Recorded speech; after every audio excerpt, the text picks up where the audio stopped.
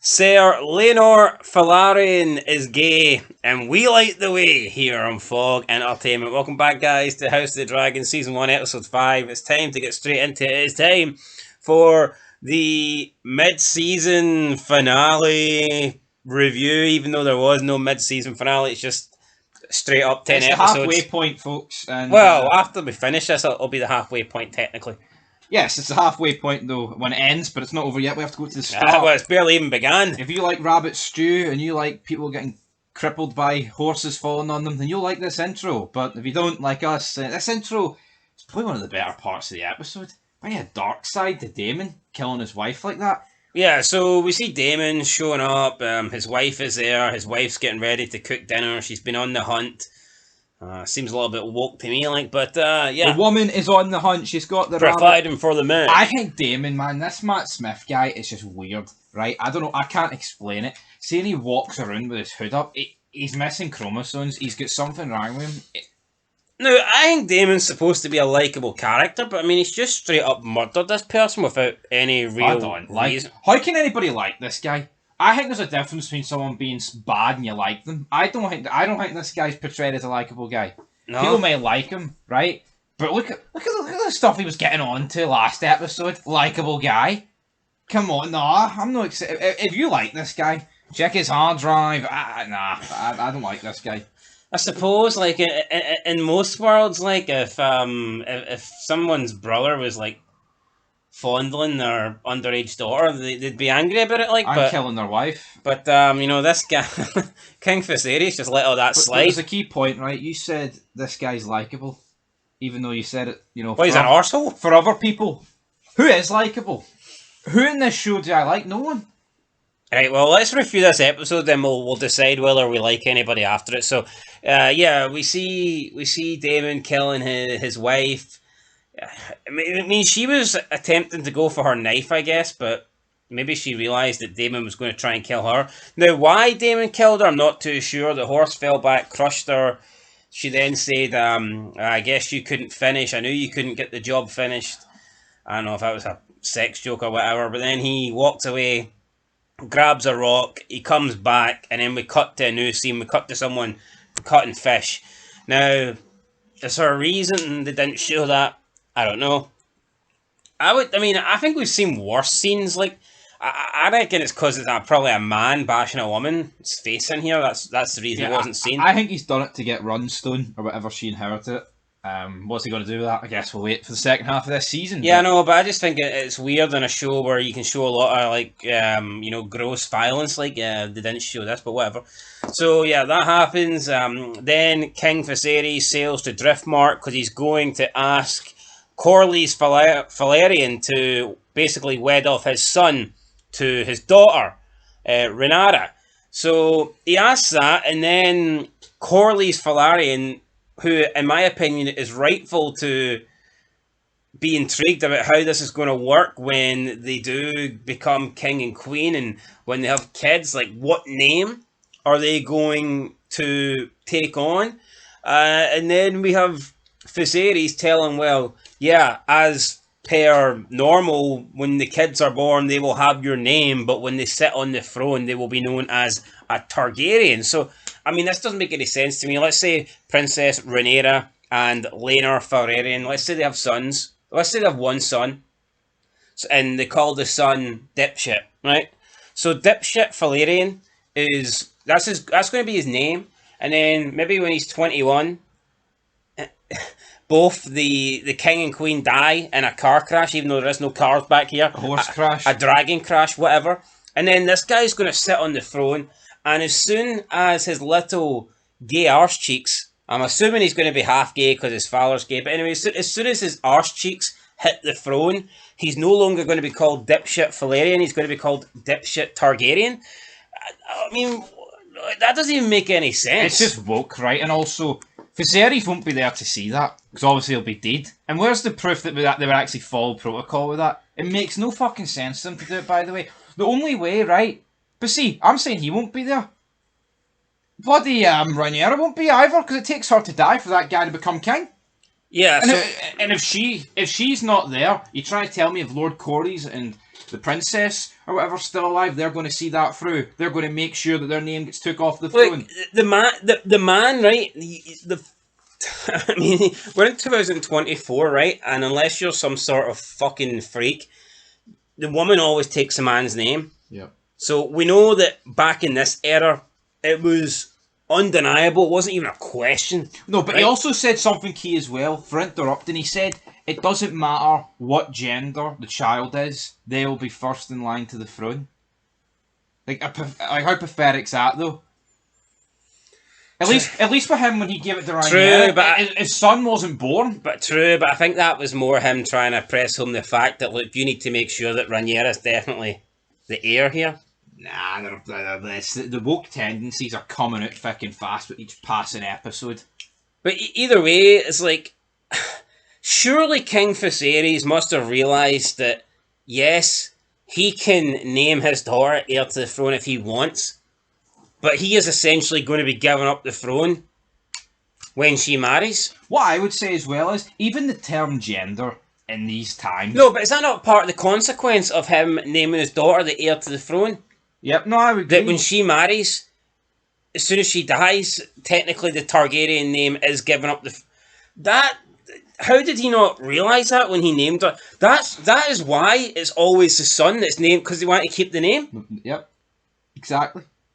But, fuck, whatever. But do you not see a problem with the fact that he said gender? Doesn't matter the gender of the child. That's not a term they used back in the day. They would say the sex of the child, but obviously in 2024 it's, how many genders is there? That's why that word gender's been forced in there by King Viserys. It's you go woke, you go broke. They can have 10 million viewers, man, but if you can't see through this and you're blind, you're Stevie Wonder. Yeah, anyway, Lionel Strong has been appointed the new Hand of the King. I think Otto Hightower was fucking robbed here, to be honest. We see a scene where Otto is speaking to the Queen, and he basically says, look, you believed Rhaenyra more than you believed me, and he rides off into the sunset. Tells her that she'll kill all your children just to solidify. The Queen then goes to speak with Sir Christian Cole to see if what her father was saying is true. She's trying to suggest here that Daemon and Rhaenyra sleep together, but Christian Cole just outs himself and goes, no, I slept with her.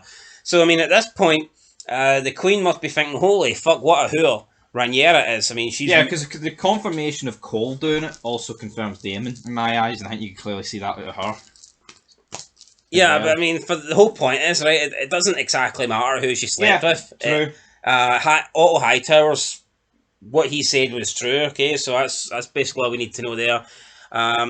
Christian Cole is going to accept his, punishment, death. He wants to be mercifully deathed, I guess. But she allows him to go. We see Rhaenyra speaking with her husband-to-be, Laenor Velaryon. Turns out he's gay. We didn't actually catch on, but she was talking about how they have different palates and how one might like goose and another one might like duck, and they can't explain it, but they can still go their separate ways. They can still feast on their preferred course. Why are they speaking in code, by the way? It's only those two there on the beach.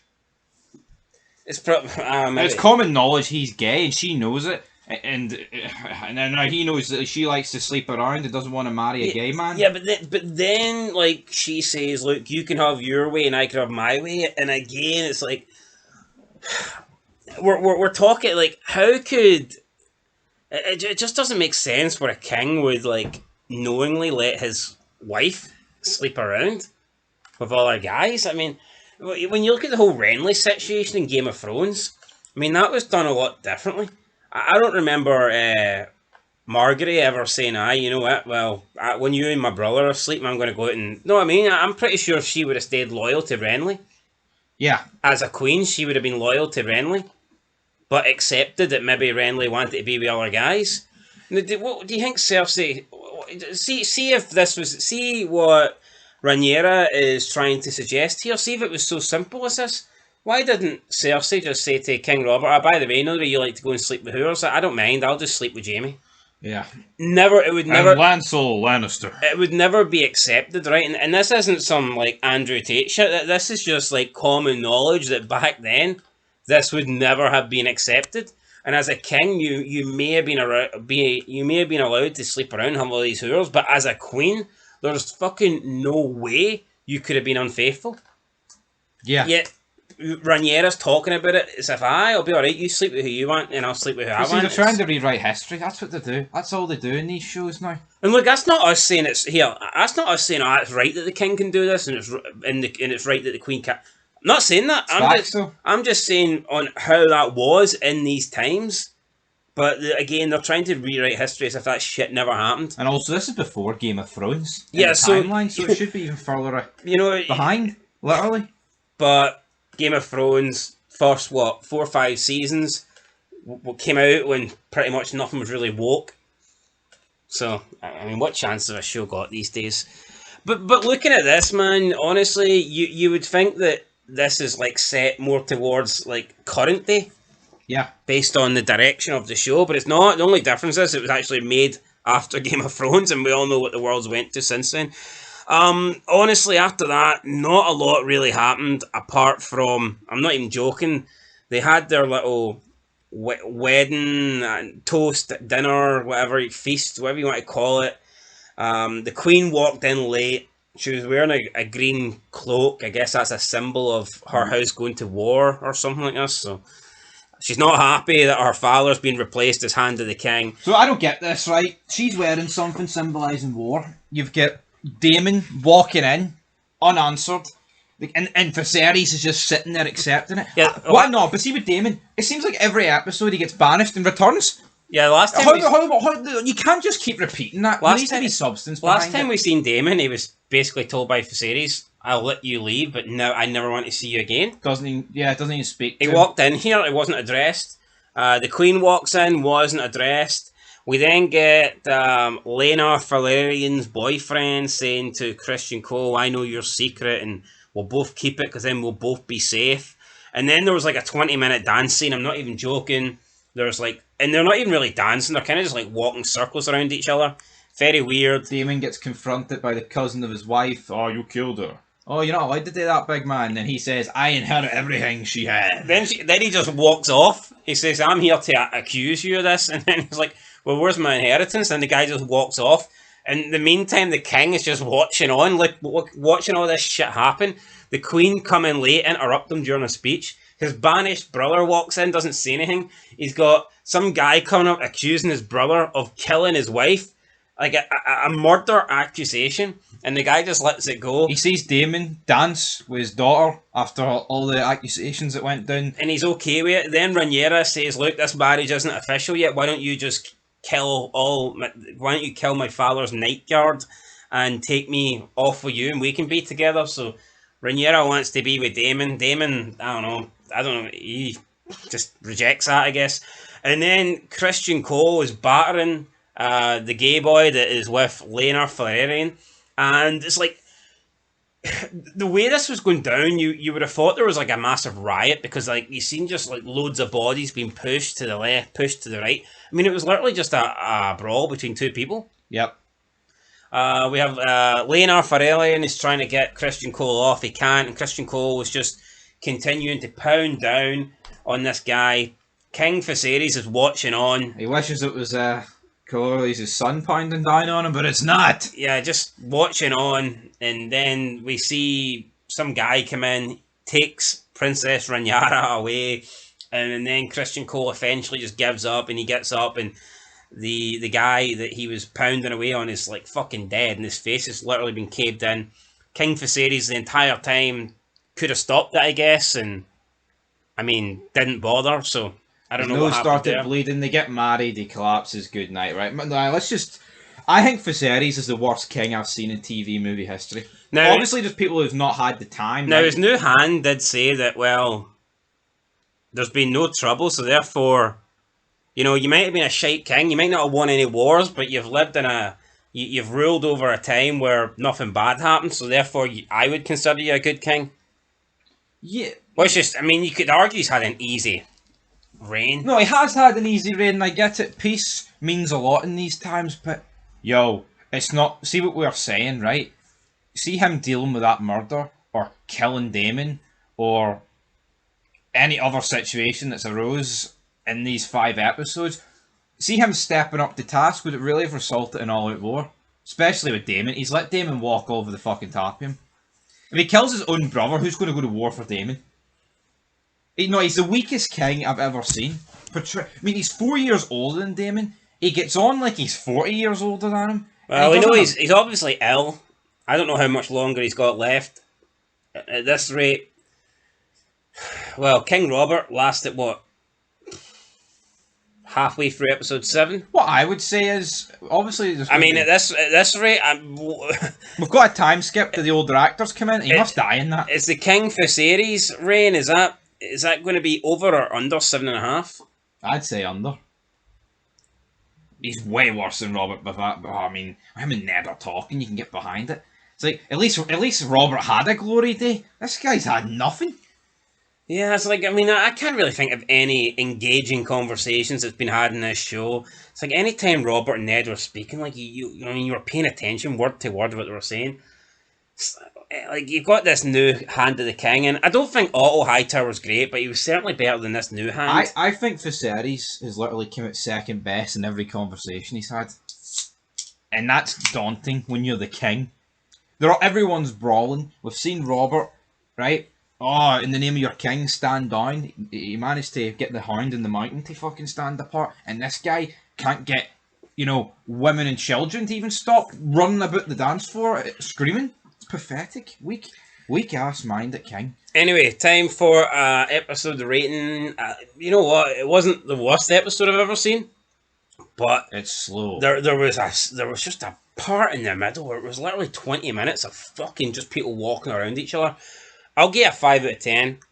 I felt like it could have been better, but it was 59 minutes. You could have hoovered 19 minutes off it, easy. Aye. So I'm going to give it a 5 as well. There you go. 5 out of 10, guys. Let us know what you think down below. But I have a death here. Who died in this episode? His name was... My name is Slim Shady. No, his name's not Slim Shady. His name Shady is indeed... Drum roll, please. Dun, dun, as I try and find his name. Dun dun dun dun dun dun. Sir Joffrey Lawnmouth. Joffrey Lawnmouth. And then obviously at the start we had the death of Lady Rhea Royce. So yeah, there you go. That was her first scene and her last scene. So there you go, guys. Anyway, that's it. We'll catch you in the next one. Otto Hightower, don't know where he was. He wasn't at the wedding. Probably licking his wounds. Probably upset he's been replaced, and I don't blame him. He's been fucking shafted. Anyway, that's it. Till next time. Peace.